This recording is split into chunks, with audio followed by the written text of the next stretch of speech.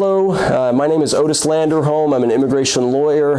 My office fights for the rights of immigrants who are facing deportation, and I'm here with my very final video in my video series called Am I Deportable? And thank you for watching up to this point. This is video number 5, so really I appreciate your sticking with it here. And yeah, so the point of these videos is to clarify what it means to be quote-unquote deportable, what it means to be alleged deportable from the United States, and what to do about it, okay? So remember, there are 4 basic sections of immigration law that make a person deportable, and we've gone over each of them in these videos that we've just watched. So all of this is set forth in Section 237 of the Immigration Nationality Act. Remember, the 4 basic sections include, first, immigration violations or immigration problems. Second are crimes. Third is fraud or failure to register. Fourth is national security related grounds. Fifth is becoming a public charge, and sixth is unlawful voting. So, and 4, 5, and 6 we covered in our very last video. Okay?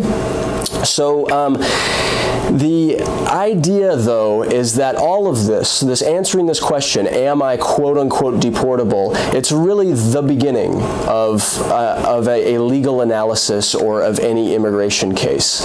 Only if the government does this analysis against a person, right, and only if the government says that, yes, we want to allege that a person is, in fact, deportable from the United States, then they will type up what's called a notice to appear, and then they will put a person into removal proceedings, all right?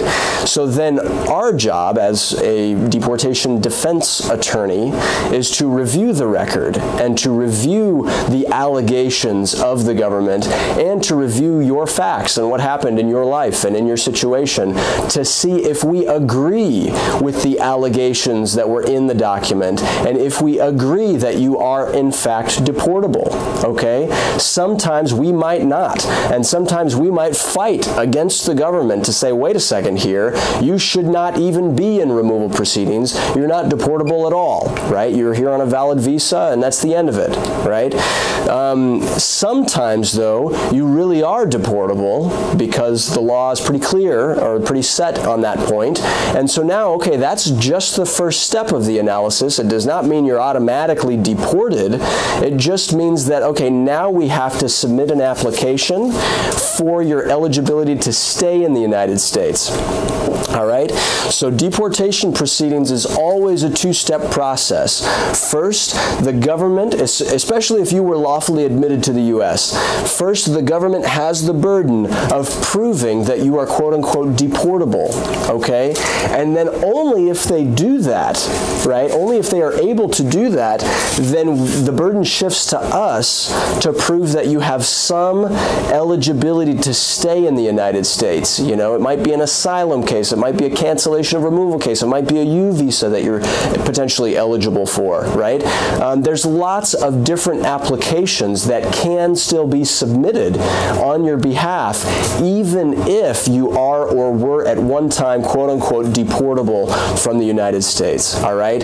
So just because you've been given a notice to appear and just because there are allegations that you might be quote-unquote deportable, it does not mean that your case is hopeless. It does not mean that you've lost. There are still many things that you can do, and my best advice is for you to contact an attorney. Feel free to call my office if that makes sense for you, and, you know, look at your situation to determine which applications you might qualify for and how we can best defend your removal case, okay?